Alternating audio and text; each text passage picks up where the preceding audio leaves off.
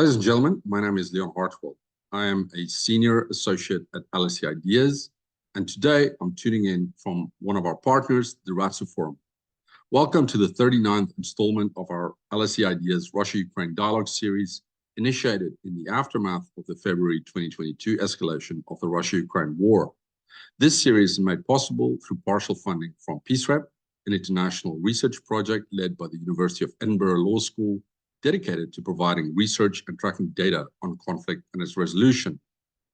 It is a profound honor to chair this session today, where we converge to illuminate a narrative often eclipsed by the tumultuous echoes of conflict. Today, our focus is not just on Ukrainian women as passive observers to Russia's full-scale invasion, but as powerful agents of change, reshaping gender roles in the crucible of war. A pivotal indication of the societal shifts taking place in Ukraine is evident in the country's military landscape.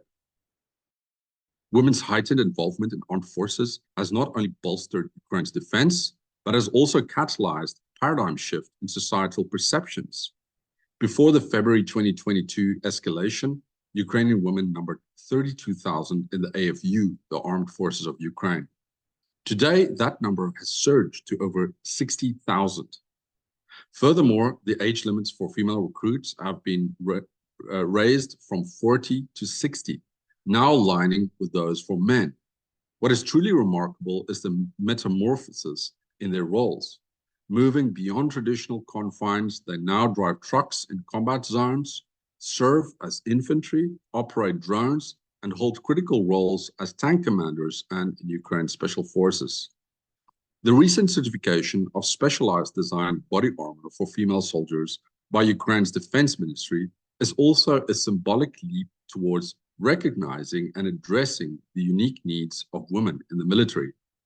The newly approved vest, produced domestically by the company Ukrainian Armor, features a curved armor plate and narrow shoulders, ensuring a better fit for female soldiers. According to Ukraine's defense ministry, over 18,000 women hold civilian positions, with more than 40,000 serving as military personnel. Moreover, over 5,000 Ukrainian women are directly involved in combat tasks. In stark contrast, Russia's defense minister, Sergei Shoigu, reported a mere 1,100 women serving in Russia's military in Ukraine, predominantly in supportive roles such as nurses and cooks. Recent evidence, however, suggests that Russia may be resorting to recruiting female prisoners for battlefield deployment. Now, our panel today will extend beyond the military domain to journalism, where many Ukrainian women have braved bullets and bombs to chronicle the war's unfolding events. Our questions will delve into experiences of female war correspondents, the reason behind their prominence in reporting, and unique challenges they face amid evolving gender dynamics on the front lines. At the same time, we also have to recognize that the contributions of Ukrainian women against Russian aggression reach far beyond the physical battlefield. Over 80% of Ukrainians, including women, contribute to the country's war efforts in various capacities. Early on, Ukrainian women assumed crucial humanitarian roles, filling gaps left by struggling aid organizations. Their resilience in adversity has also positioned them as unofficial ambassadors, representing Ukraine globally when martial law impedes most military men age from leaving the country. Amid the grim realities, stories of inspiration emerge from Ukraine's First Lady, Olena Zelenska, who frequently takes to the global stage with grace, sharing poignant accounts of the horrors faced by our nation, to civil activists like Hanna Hopko, who tirelessly advocate for Ukraine's victory. Let us wholeheartedly recognize and celebrate the unwavering courage and resilience of Ukraine's women on the front lines, a group whose stories reverberate far beyond the borders of their war-torn country. To tell the story of Ukrainian women and their societal transformations, both good and bad, I'm delighted to welcome today's three esteemed panelists. Firstly, I'd like to welcome Diana Butsko. She's a Ukrainian journalist with the news outlet Hromadske. She has been covering the war from the front lines, focusing on war developments, the humanitarian situation, and Russian atrocities in Ukraine. Welcome. Secondly, I'd like to welcome Dr. Hanna Hopko, I'm told, co-founder of the International Center for Ukrainian Victory and former parliamentarian. And last but not least, I'd also like to welcome Mariia Zolkina. Welcome back to the Russia-Ukraine Dialogues. She's the Dinam Fellow at LSE's Department of International Relations. She specializes in regional security, reintegration policies in occupied territories, and wartime diplomacy. Thank you. Let's start with Diana. If you could unmute for me, please. Diana, could you share any inspiring personal stories of Ukrainian women on the front line that exemplifies the resilience, courage, and determination of Ukrainian women in the face of adversity? Thank you, Diana. Good evening from Ukraine. It's already actually evening here, and thank you for having me tonight. You mentioned a lot of roles that Ukrainian women play today, and I would like to focus on one of them. I would like to share with you the story of this brilliant volunteer. I met her in Kherson when I was covering the dam collapse back then, and she was rescuing people who got trapped in their houses, because if you remember, the water rose very quickly. And her name is Alexandra Sakharuk, and I was surprised because she is 20 years old. And like when I met her, I realized that I want to make this big story about her. And the more I learned, the more inspired I got, because she created this great NGO that is very unique for Ukraine. She helps people from the front lines to start actually their new life. So she would go to the front line and she would go to the most dangerous places. And I know because I followed her. And sometimes the military wouldn't allow us to go there, but she would go. She would talk to people, and sometimes people are stubborn. Of course, they don't want to leave their homes, but she would try to convince them. Just like she spent an hour with this family with 5 kids, convincing them to leave, and like she managed. And then they created this whole system where they help people, internally displaced people, to find the new homes, the new jobs, start their own life. They help them like with therapy, with they have mentors, and like I think it's something brilliant. I decided to share her story in particular tonight because as I mentioned, I think she embodies this this spirit of the Ukrainian women nowadays.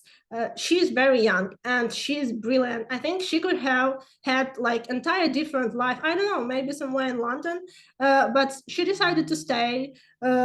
She's not in the university right now, but she I don't know, every other month would go to the front line, talk to people and help them to start their new life. So yes, Ukrainian women put themselves in danger to help others also trying to help with the whole situation in the country. And I think it's also very symbolic that nowadays she's also considering to join the military because she says she's not doing enough. And that's the place where women find themselves in Ukraine. Thank you, Diana. And I'm glad you zoomed in on this effort of Alexandra, Alexandra, who helps internally displaced people, given the amount of people in humanitarian need in Ukraine, and the role that she's playing is just as pivotal as many of the soldiers are playing on the front line. So thank you for highlighting that. We're now going to turn to Hanna. Hanna, welcome again.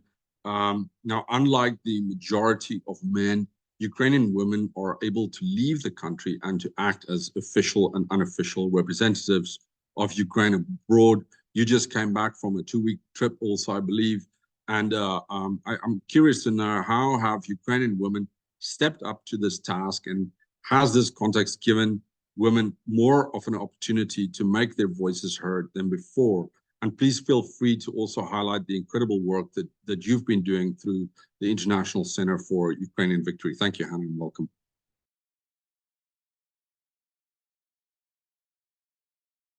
You're muted. Thank you for having us today, because for me personally, when 10 years ago, after the Dignity Revolution, Euromaidan, when I entered to the parliament and started to chair the Foreign Relations Committee, when Russia just invaded Ukraine and illegal annexation of Crimea happened. So it was just Russia. Now, 10 years after the beginning of Russian aggression, almost 2 years how Russia is committing genocide against Ukraine, because the amount of the level of war crimes, crimes against humanity, ecocide, forceful deportation of Ukrainian kids, blackmail with the occupation of Zaporizhia nuclear power plant.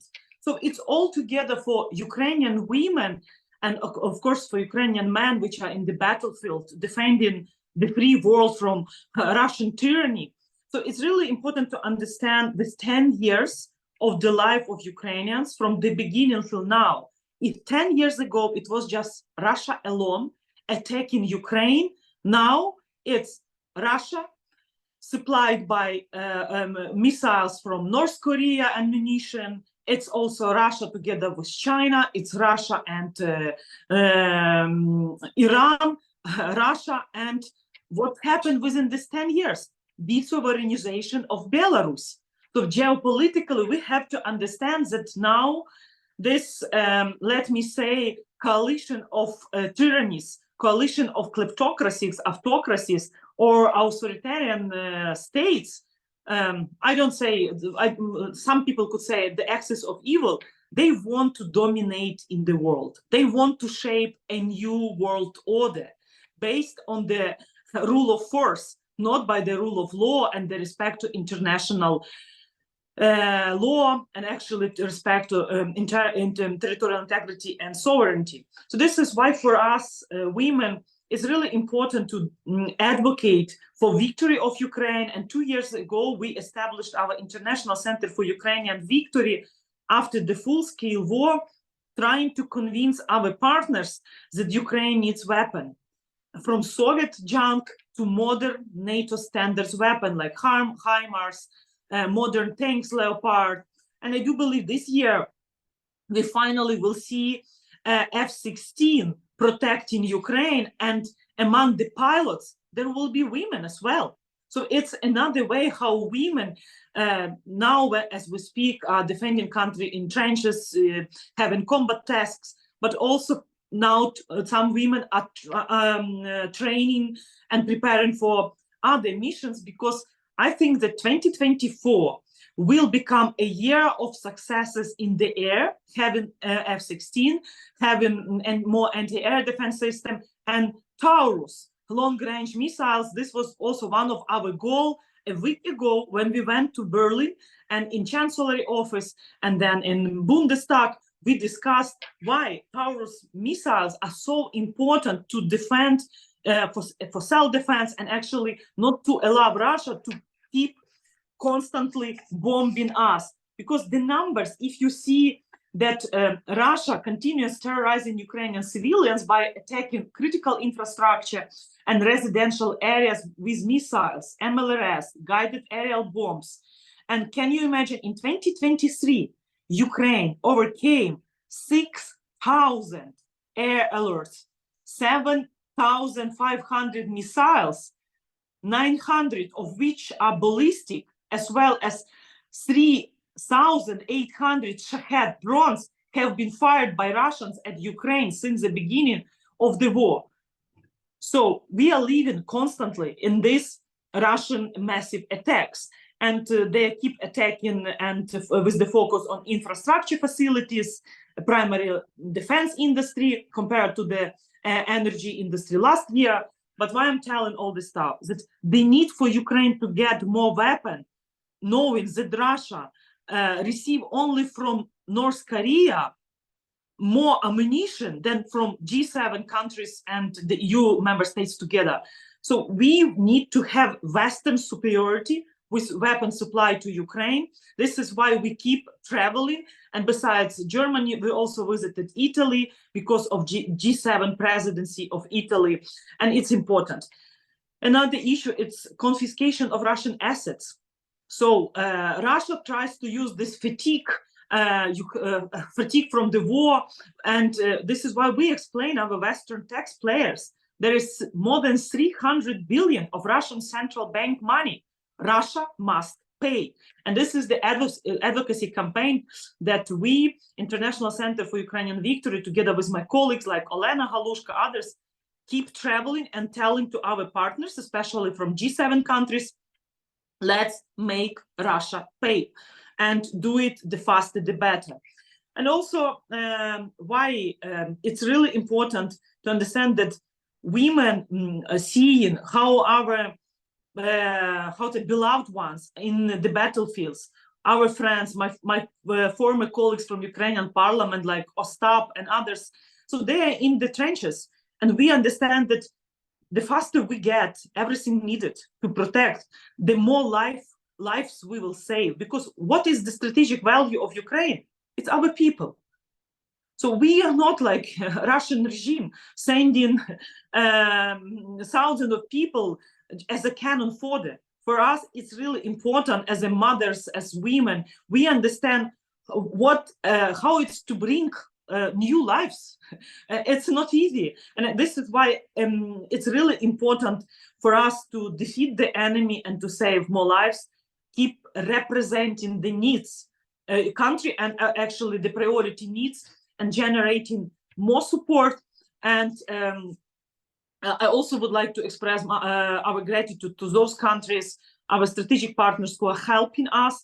And my request, please help us more, because sometimes it's too little, too late with some, like the sanctions need to be strengthened. This is another area where people like women, one woman, Olena Tregup from NACO, Transparency International Organization, they are monitoring also and working on defense procurement reform. So women are like everywhere, fighting in the battlefield, advocating for receiving more weapons internationally, working and preparing papers for confiscation of Russian assets, doing reforms here. And you see that in December last year, we received, after candidate status, we opened the negotiations with the European Union. And it's another important dimension to keep reforming our country, the same with NATO. So I might stop here, but the key message is here. We are trying to convince the whole world that it's cheaper for the world to help Ukraine to win faster than to allow these authoritarian regimes to attack the whole world democracies. Because Russian aggression against Ukraine, it's an attack on humanity. They are killing civilians, torturing men and women, even raping kids. They weaponized violence. So this is, I think, it's in common interest to win, and we will, until we win, we will keep doing our best and to strengthen Ukraine in actually believing that 2024 will become a year of successful air operation and liberation of Crimea, even if there are many voices who doubt that Ukraine is able to win. They try to propose us different peaceful settlement. As a former chairwoman of Foreign Relations Committee, I do remember this Minsk 1 process, Minsk 2, when we were under pressure, when Western partners were telling us, don't ask weapon, only political diplomatic solution, only peaceful settlement. So we will deal with Russia. And so what? We ended up with Russia committing genocide. And now it's not just Russia. So this is a real time. And another area I would like to mention where women are working, it's a restoration of justice and restoration of rules-based order. It's another important area, because it's all about the world we will be living and our next generations will be also living. So I'll stop here and we'll be ready to answer on all questions.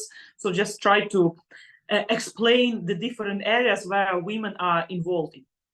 Thank you, Hanna, and of course I want to recognize your devotion also to the Ukrainian cause. You know, not only since February, since the February escalation, but also before that. But those who have been following the situation closely would have seen your face and the passion in your voice, pleading for Ukraine is there, has been there since the start. So we recognize that, and And to our audience, please have a look at the International Center for Ukrainian Victories website also to get to familiarize yourself with their work. Let's turn to Mariia. Mariia, you've also been doing research on the Russia-Ukraine war since long before the February 2022 escalation. Could you share some insights into how Ukrainian women actively participate in various volunteering activities to contribute to resilience during the war?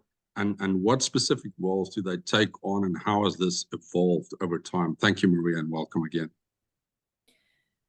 Yeah, I would say that after 2014, regardless of that, in the Ukraine actually joined all the United Nations documents about gender equality when it comes to foreign policy. In practice, you could really find that a lot of women were underrepresented when it comes to public delivery of different functions in foreign policy. So representation really increased after 2014 parliamentary elections, and Hanna and a lot of really bright colleagues in that composition of the parliament are a good example of that. But in fact, even the Ministerial Contact Group was a really good example how, on the one hand, everyone assumed that in a foreign policy there is a specific, let's say, power and competences which are delivered in practice better by female representatives of the staff. But on the other hand, absolute majority of Ukraine's representatives to various levels of Normandy format and various compositions of groups within Minsk Trilateral Contact Group, which was the main tactical platform between Russia, Ukraine, with moderation of OSCE to meet, was. So basically, and in 2022, when Russia invaded on a large scale, we found out that basically there were the women who became the real face of Ukrainian diplomacy, not only public diplomacy in terms of being fully employed on a public service, but also expert diplomacy, which became a very powerful tool to communicate with the various target groups in the West, in Global South, in actually all around the globe. Partially, it was, of course, for objective reasons, namely because of the lack of opportunities for men to leave the country easily in the times of the war because of the provisions of the martial law. But on the other hand, it would never have happened. I mean, this kind of feminization of the diplomatic face of Ukraine in case Ukraine didn't have at that time professionals among women absolutely capable to advocate, absolutely capable to represent the state's interests, to deliver research findings, and to represent all the stuff which probably was behind their back. So basically, it was a powerful instrument for Ukraine to catch up at the beginning of 2022. And almost all the news which you could ever saw or read at that time, they were always female faces, except for the very top of public servants in Ukraine, which were delivering their competencies because they are employed where they are, and it was not just about voluntarily or expert, let's say, non-governmental diplomacy. I have, in this regard, actually, I have also, when Diana mentioned the example of very young and very dedicated volunteer, I have recalled actually another example, which was inspiring me for many years, starting from 2014. This is actually a woman, a volunteer now in her 70s. Which was who had to leave the temporary occupied territory of Luhansk region in 2014.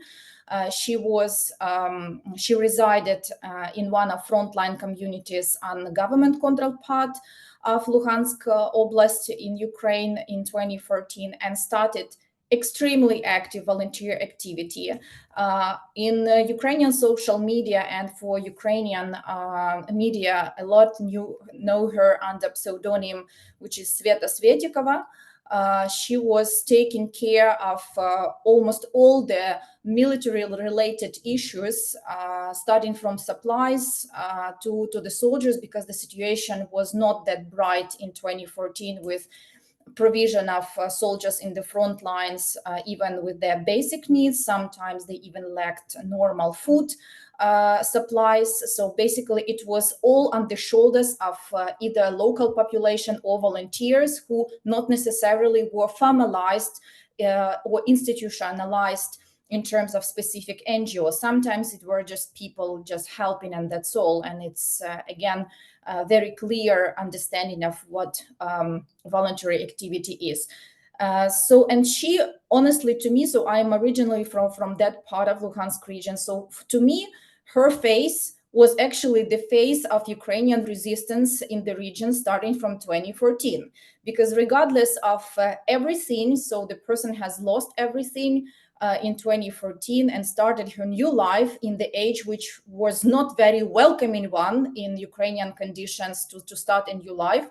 She started not only her own life from the very beginning, but she helped, and she is still helping, and she is still as active as she was 10 years ago. But I hope that the necessity for her and for many other volunteers, women or men in Ukraine, to deliver that kind and that scope of help, the necessity will be decreased thanks to some more favorable conditions on the ground, on the battlefield, and in the Russia-Ukraine war. But except for my role at LSE, who people at LSE know me, I have been working with the Democratic Initiatives Foundation, which is one of the oldest Ukrainian think tanks. I have been working with them for 11 years already. So basically, this is my second home. And at the end of December 2023, we have conducted one of our numerous and one of our regular public opinion polls. And I actually checked what was the female perspective on the issues which we all discuss now. What is the resilience? What is the of Ukrainian women? How do they see whether what kind of scenarios are we moving? Do they believe in the victory as, let's say, people, men and women together on average believe around the country? And I would say that the average portrait of average Ukrainian woman and her mood and views is actually almost the same, or actually the same as the picture of public mood all around Ukraine is. So this is the same perspective as we found when it comes to the male part of the population. So there is no difference in how much women believe in the victory and how much they're confident in that victory is possible and that Ukraine is capable of winning the war. So at the end of December 2023, it was 88% of Ukrainian population who stated that Ukraine is absolutely capable of winning the war. And this level of confidence is something which will be studied later on as some kind of phenomenon of public mood, because regardless of how situation changes on the ground, the level of this confidence still stays, at least on the level of public mood, as high as it was in 2022 and at the beginning of 2023, though situation on the battlefield looked differently and politically situation looked differently at the end of almost the second year into the full-scale war. What was even more striking for me, that it is the timeline for the victory to happen, and majority of female respondents believe that this is a short-term perspective rather than long-term one. So in particular, starting from, let's say, next several months, which is the most optimistic possible and to some extent probably not very well grounded idea that Ukraine is going to win within the next couple of months, and until victory, which can happen up to 2 years from now. This timeline unites around 60% of female population in Ukraine, which is also part of kind of paradox to me personally. So basically, when I looked into these numbers, sometimes the society might surprise you, even if you are part of this society or you are studying the public opinion for many, many years already. And the last but not least in this regard, about volunteering and about expectations from how situation might evolve. As of now, we can state that on the average level all around the country, on the one hand, and among women in Ukrainian society on the other hand, we find a huge and very strong link between justice and expectations that justice should be one of the results, and restoration of justice should be one of the results of this war.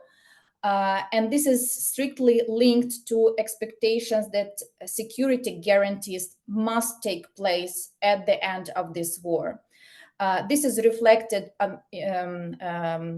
namely by the thoughts which are fixed again in nationwide public opinion polls, that among those outcomes which can be treated or should be treated as positive at the end of this stage of the war, there are several which are most frequently named by the population and most frequently named in particular by Ukrainian women among respondents. First and foremost, this is liberation of Ukrainian people, namely those who are under occupation and those who were deported to Russia, who were forcefully relocated, because I underline this one more time for our audience, that in the times of occupation, there is no such a process as voluntary relocation. Everything, all the relocations of the population, according to international humanitarian law,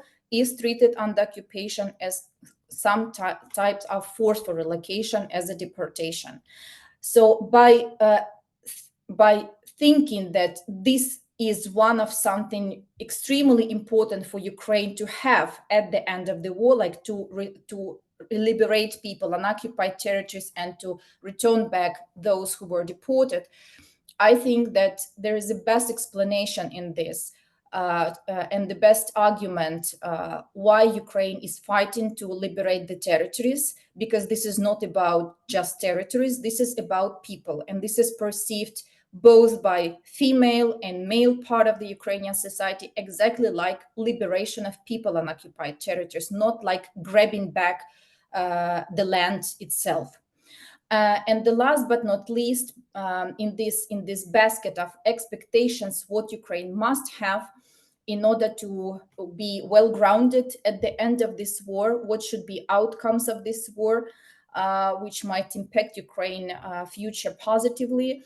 Additionally to justice, people name, and female respondents in particular name Ukraine's membership in NATO as a guarantee for national security of Ukraine. So there is no difference now between the sustainable peace and having a membership in a collective defense organization, because the reality proved both to male and female that unless there is a real well-grounded security guarantees, the peace perspective and sustainable peace perspective is much vague and almost impossible for Ukraine. So I will make a stop here, and then we will just discuss a little bit more of this later.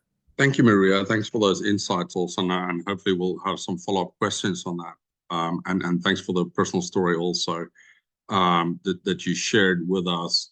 But both you and Hanna, of course, reminded us that this war has been going on 10 years now. This year, it's not just something that started 2 years ago, and it's a very important thing to think about, going forward in 2024 as we continue to cover the Russia-Ukraine war. Diana, let's go back to you again. We have a question here from Thomas Turner from the University of Arts London. He's saying, he's thinking about your coverage on, in terms of the front lines. What do you feel are the challenges and possible benefits or advantages of being a woman in what appears to be a very male-dominated environment? And it kind of relates also to another issue that I'd like to ask you, gender-related, in terms of your experiences as a female war correspondent. How different is that from the men that you surround yourself with? Thank you. Well, yes, indeed, I'm working in a predominantly male usually group of people when it comes to soldiers, but also when it comes to my colleagues. Now the journalism in Ukraine is predominantly female profession, and I mean, it's always been this way, especially in Ukraine.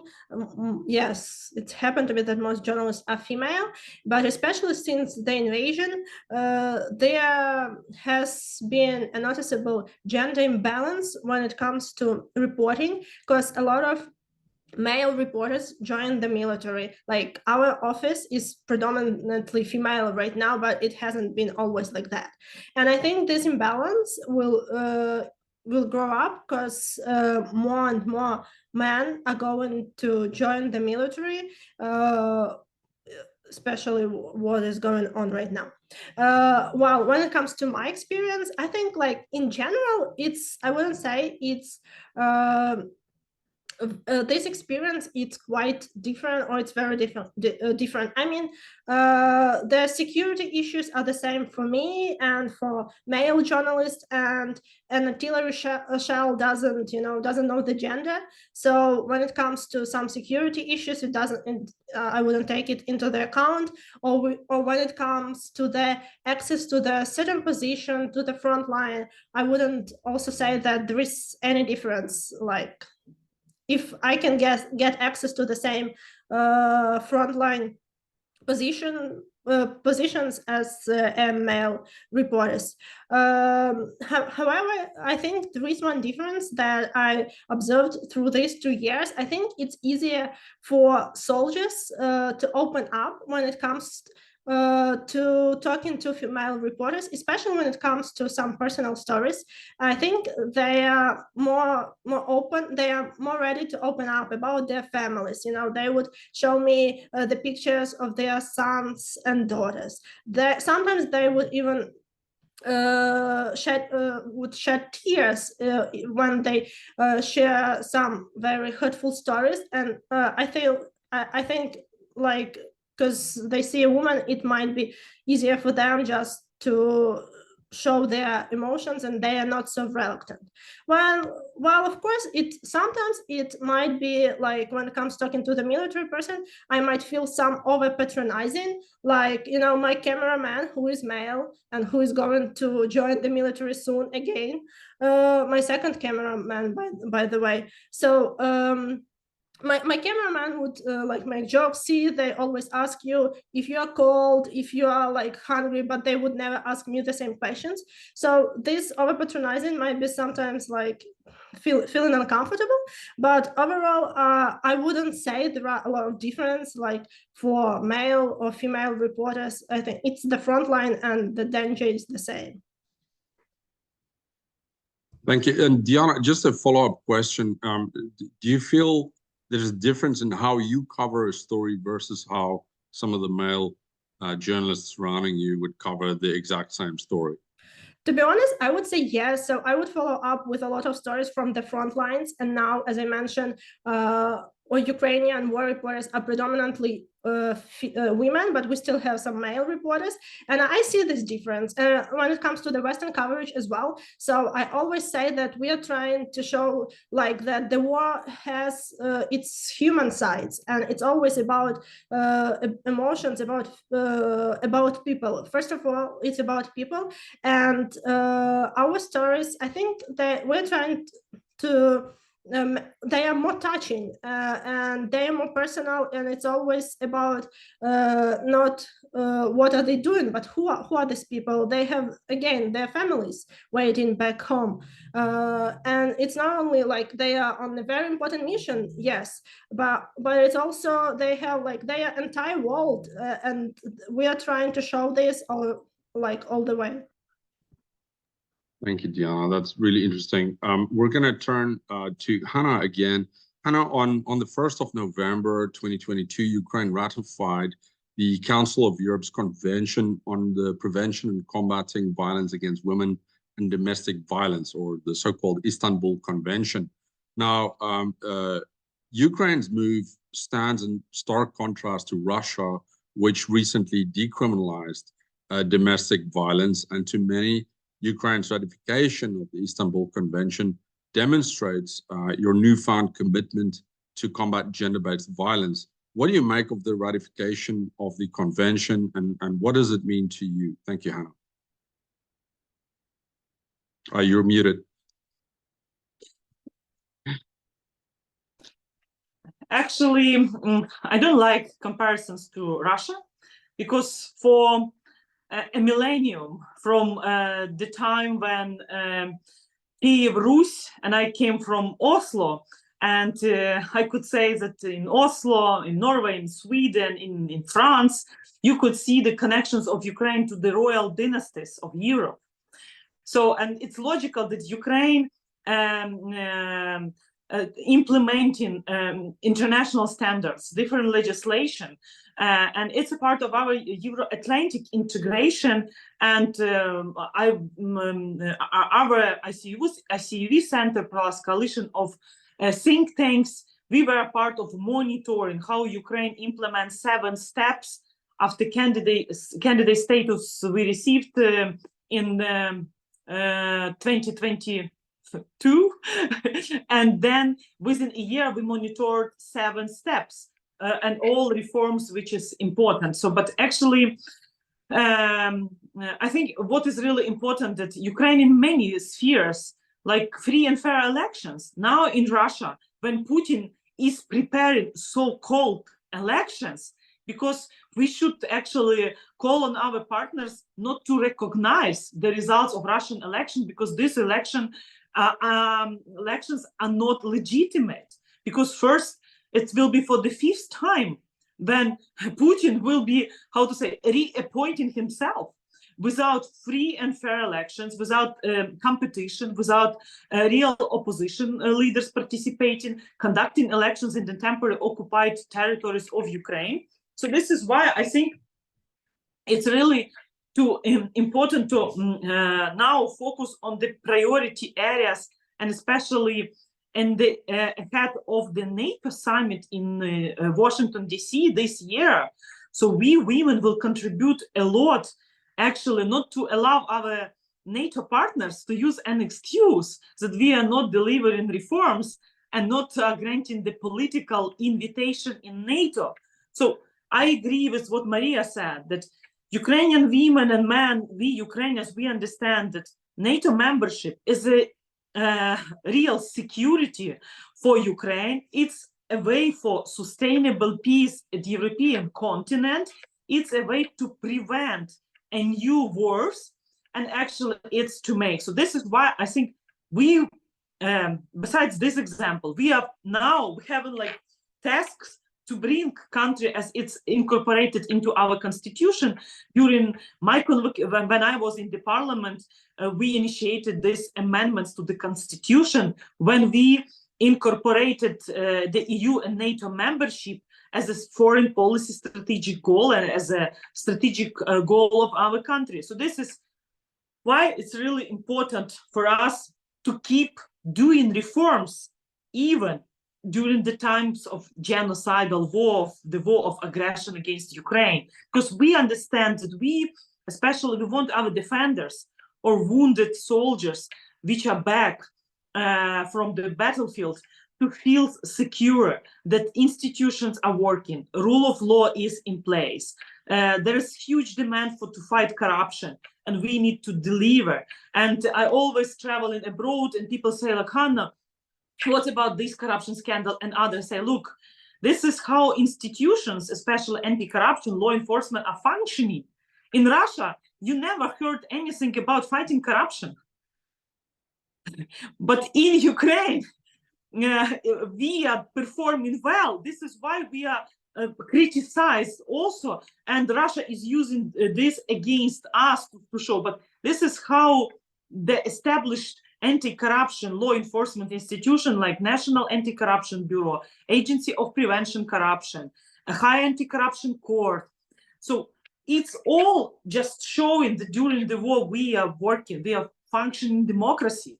So this is like all issues are important for Ukraine, and I want to focus on more bigger perspective, that we understand our commitments we need to meet, but also we want the West, that their commitments towards Ukraine, because when we give up the third largest nuclear arsenal in the world, we expected to see in 2014 a real NATO navies or UK, US Sixth Fleet in the Black Sea defending sovereign state.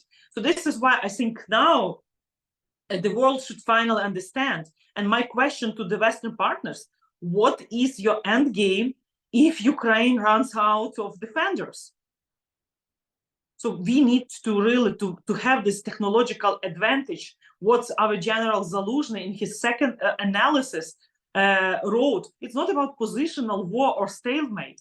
It's about how to win. So actually, we and women are also a part of this strategy of military victory.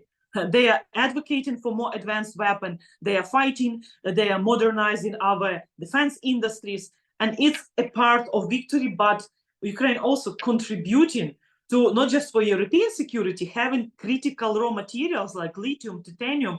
So we, besides our geopolitical integration into NATO and the EU, we want to be a part of global supply chain and technologies with democracies in Asia like Japan, South Korea, Taiwan, and actually not to allow authoritarian states, Russia, China, Iran, North Korea, to shape a new world order. And it's really important that we are also producing this vision for how to restore the rules-based order and actually how to prevent tyrannies attacking democracies, not using new technologies, artificial intelligence and others. Thank you, Hanna. I think those are really important messages also, and I won't be surprised if you made the first ambassador to NATO at some point from Ukraine. So thank you for that, Mariia. Just to kind of add on to some of the issues that Hanna talked about, and both of you, of course, are very passionate about security and defense issues. But in your role as a researcher, how have you seen the empowerment of Ukrainian women unfold in the context of security-related research? Are there specific challenges or success that stand out in the participation of women in this field? And perhaps I could just add on a question also from Oksana Patova, who's asking, whether what are the mechanisms for inclusion of women in decisions about Ukraine's recovery? Thank you, Mariia. Thank you, Leon. It's a really interesting question about some kind of challenges or opportunities. I would say that in my professional experience and in my professional story, the only type of prejudice I really felt at some point was not related to gender, but rather to age. And to many our Western colleagues, including my colleagues in academia or in the research environment, like think tanks in UK and on continental Europe, especially in Western Europe, it's sometimes it takes time to understand that the career advancement and development of their colleagues from Ukraine might look differently, and at in some moments you can find a colleague of absolutely the same level of expertise who will be much younger. So it didn't create a lot of problems to me, but I was thinking a lot whether that was me, let's say, lucky, or I just didn't pay much attention to some, let's say, prejudice, even if I happened to face them in some on some stages of my career recently. But as I said, I would describe them rather related more to age, which of course, fortunately or unfortunately, this kind of prejudice disappear with time flowing.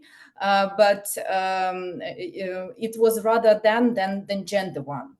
But in 2014 and especially starting from 2022, what helped Ukrainian women, especially researchers, there were a lot of Ukrainian experts working in security-related field, hard security, soft security, a lot of conflict-related issues, starting from humanitarian issues and ending up with some very hard security issues like defense industries or similar stuff. What was the advantage and what helped actually Ukrainian women to be more presented and to be valued and appreciated in terms of their contribution? That there was lack of expertise in Ukraine, really. And actually, this is also partially resonate with my personal story, because before 2014, the main field of my expertise were political reform of the European Union and Ukraine's relations with the European Union and NATO. And in 2014, what actually pushed me, let's say, to look deeper and to start looking more precisely on conflict-related issue, because it was my personal story. I mean, I was originally from that region. My parents continued to live in our family house, continued to live on the very front line in Luhansk region up to the night of February 23rd, 2022. So there was no closer connection that I have. And in 2014, I realized that even for domestic Ukrainian public, what even to say about foreign audience, there was just a vacuum of understanding of all the colors of the situation, both in Crimea, which was more terra incognita in terms of research to me at that time, and to Donbas, where developments were much more dynamic and much more complicated, where Russia for 8 years continued to state that they are not there. So this is how I, for instance, started. And I don't know whether my professional career track would lead me actually to find myself in regional security and conflict studies at all, if there was not my personal dedication on the one hand, but pretty favorable conditions to contribute, because there was lack of expertise in the area. A lot of my colleagues, they actually were needed a lot abroad and inside the country when it comes to academia and non-governmental research activities, think tanks. So it was no difference. But at the same time, when it came to more bureaucratic issues, like an example which I mentioned before with representation of women in negotiation process, the situation was more like an average with foreign policy issues, where there are a lot of women in MFA system, but at the same time, there are not so many of them proportionally on top positions.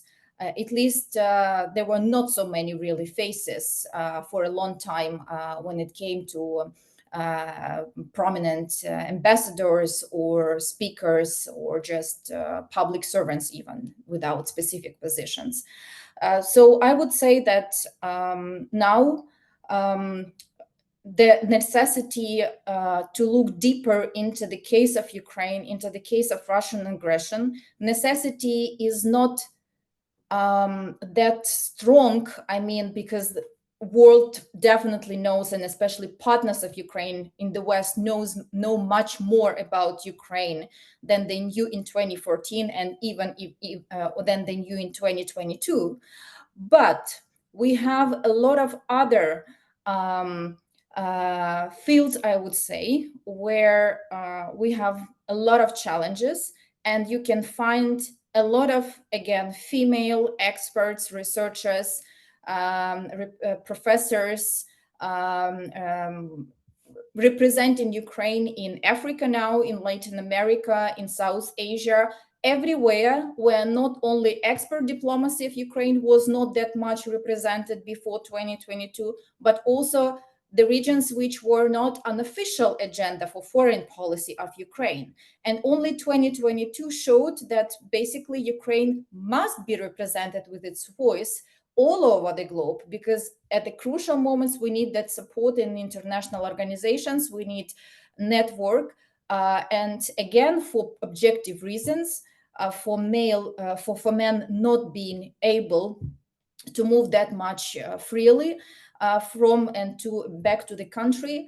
A lot of female researchers and experts are traveling and establishing links with universities, media, think tanks, and I hope this will contribute not only to their own professional profile, but also to the, let's say, representation of states' interests in very far away regions. Thank you, Mariia, again for those insights. And it's really interesting to see how many of these sectors are evolving in such a rapid space of time, unfortunately under dire conditions, but it's very interesting to see these societal changes rapidly taking place in Ukraine. Diana, so let's ask one final round of questions to all our panelists, and let's try and be relatively short. So I know Mariia has a hard stop at the hour. I'm not sure about Hanna and Diana, but let's try and keep it relatively short. Diana, in terms of female soldiers, earlier we talked about like a lot of positive developments in the military, but what type of gender barriers continue to be present on the front lines that you've observed? Thank you. It may sound paradoxical, but I think the war has hesitant changes that actually will benefit gender equality in the military, because the more and more more and more female soldiers are joining the military, and more women in the military, I mean, the less patriarchal it gets, right? So indeed we see women on this important position, on this dangerous position, in the infantry, in tank battalions, and so on. And I think it will help to improve gender equality, as I mentioned, and to help to fight the stereotype that we have. Unfortunately, I think like every army is quite patriarchal structure, and female soldiers might face indeed some barriers. For example, until recently we didn't have women's bulletproof vests in Ukraine, and finally they get it introduced, and I think it's one like when it comes to equipment, it's something that we would really appreciate if the Western partners also would help us with.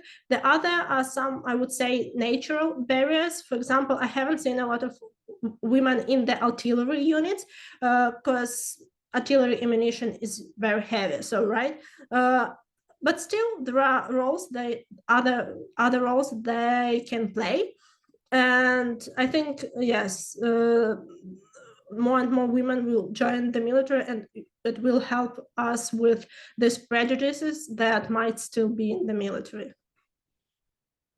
Thank you, Diana. That was a really great summary of how these gender roles have shifted in the military. Hanna, let's turn to you again. Nearly 90% of Ukrainian refugees are women and children. So as such, many women have to take care of children. They don't have their husbands to play that role anymore.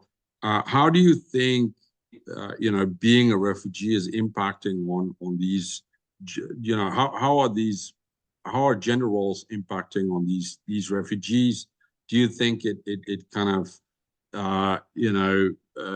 has a negative impact on those women living in exile, or what's your perspective on that? So it's a very important question, especially for Ukraine's future and future recovery, because it's a key for us. We are not just rebuilding schools from scratch. The key for us to have kids in the schools. So deficit of kids, let me say like this will be the main problem for Ukraine. So this is why the faster we defeat the enemy, receiving everything Ukrainian military needs, our economy, this is why I urge American politicians, both Democrats and Republicans, not to delay with the decision. Also, European Union with the EU facility package with 50 billion euros. So this is really important. Inside Ukraine, that people which are living in different communities are suffering a lot because Russia destroyed economies, businesses. So we need to sustain Ukraine and to secure payments now. Plus, we need security for women with kids to be returned back and provide them also opportunities like to rebuild schools which were damaged. But the key is also to demographical issues and wounded soldiers.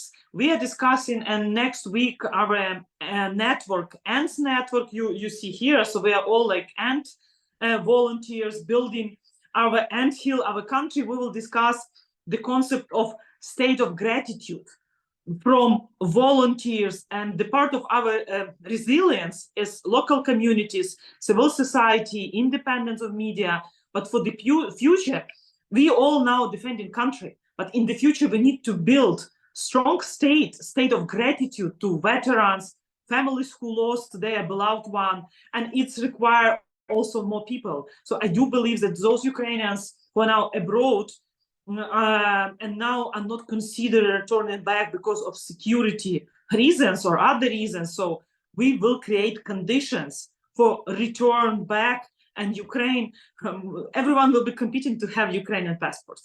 So this is I say this is one. No, because we all proud how we defend our country, but actually we also and NATO will be proud having Ukraine as a member. And I don't pretend to be Ukraine ambassador in NATO. Let me say it publicly. No, but I really wanted to. We use this chance, and human capital is the key, because let me remind and repeat the same. People, what is the strategic value of Ukraine? It's our people, and creating conditions for people to be back. And for not just economic prosperity, but the birth prosperity, because we need to tackle many issues, and it's really important. Thank you, Hanna. And I think that also addresses a question that Oksana Utavo asked about the role of women in the reconstruction of Ukraine. And thank you for ending that on a very positive note also. Mariia, I know you said you have to drop off. I can ask you one quick question if you have 30 seconds. Yes? Okay. We have a question from Lee Turner, former UK ambassador to Ukraine, who basically alludes here to the important role that women played in the Soviet Union during the war in Afghanistan and its withdrawal in 1989. And Ambassador Turner is asking, what is the mood of women in Ukraine? I mean, you were talking about some of the polls earlier, but perhaps you can kind of pivot to this question. Yeah, I probably Ambassador joined us a little bit later. So basically, the resilience of Ukrainian women in terms of confidence into the victory remains as high as an average among Ukrainian population. So basically, there is no difference between men and women. An average 88% of Ukrainians, 88% of women in particular believe and confident that Ukraine is going to win the war.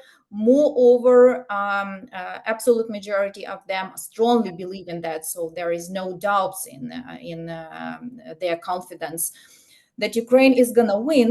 And I would say that in addition to this mood, public opinion polls also shows another very important component of the resilience and of how Ukrainian women, even being not on the front line, not in the army, are helping and backing those who are fighting and those who are in need in the times of the war.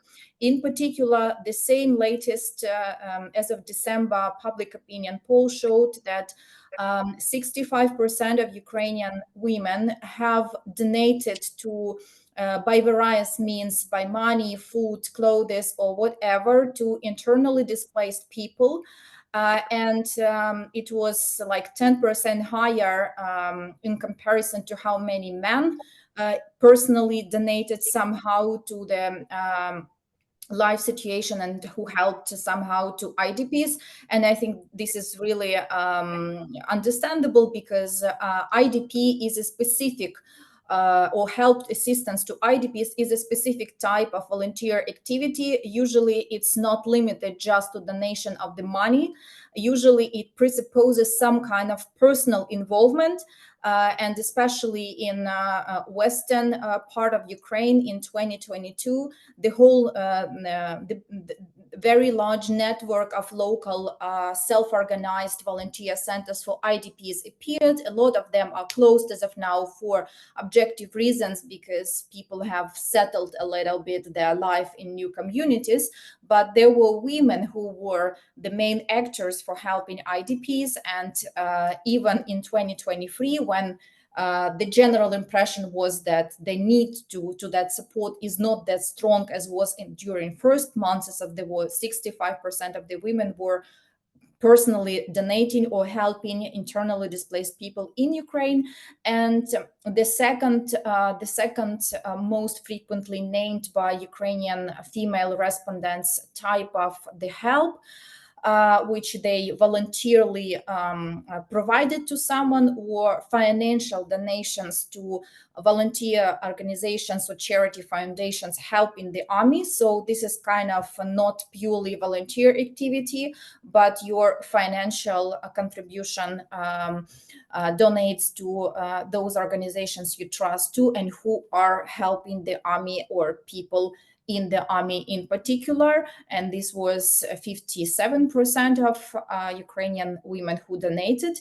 And this is also very striking and important, because absolute majority of Ukrainian respondents, both male and female, at the end of 2023 mentioned that the quality of their life because of economic crisis in Ukraine has deteriorated in 2023. And that people, regardless of the decrease of their own quality of life, find the opportunity to donate at least something regularly to people who are fighting on the front lines, is a very significant component of Ukrainian resilience, kind of sacrifice which nobody is making people to do. This is their conscious attitude and conscious decision to help. So that is why I would say that Ukrainian female, every average Ukrainian woman is actually portraying the whole Ukraine in terms of resilience, in terms of beliefs, in terms of public opinion. And I don't know if there is usually an assumption that when it comes to the conflict outcomes, or when it comes to the ways to solve the issue, there is usually an assumption in many studies that male respondents would be more hawkish than female. In the case of Ukraine, I wouldn't say that both groups are equally hawkish, because hawkish is not a correct term in this case. This is conscious understanding that just by talks, concessions, and sacrifices without any security guarantees, Ukraine will be still in a complete gray zone and vacuum. And that is why both men and women, according to public opinion polls, tend to demand the NATO membership for Ukraine as a guarantee for post-war security for Ukraine. Thank you, Mariia. And it's good to hear, excuse me, that men and women in Ukraine are on the same page on a variety of these issues. We started today by asking Diana to tell us a personal story and she started telling us about this volunteer focusing on IDPs. And Mariia, you re-emphasized that also in this closing, the role of women also helping internally displaced people, and the importance of their work, and how it relates to the broader war effort in Ukraine defending itself. I'd like to thank all three of our panelists today, Diana Butsko, Dr. Hanna Hopko, and Mariia Zolkina, for your insightful contributions today. I am very grateful that we got to honor Ukrainian women who are not just soldiers, journalists, or civil society leaders advocating for Ukraine, but mothers, sisters, daughters, and wives bearing a profound burden in the face of adversity. As we applaud their achievements, we must not turn a blind eye to the sacrifices made by these women on the front lines, and in their personal lives. To our audience, thank you also for joining us. Please join us again on the 13th of February for another Russia-Ukraine dialogue that will focus on battlefield dynamics and prospects for 2024. We will be joined by the wonderful Lieutenant General Ben Hodges and Kerry Giles. Thank you again, and goodbye, everyone.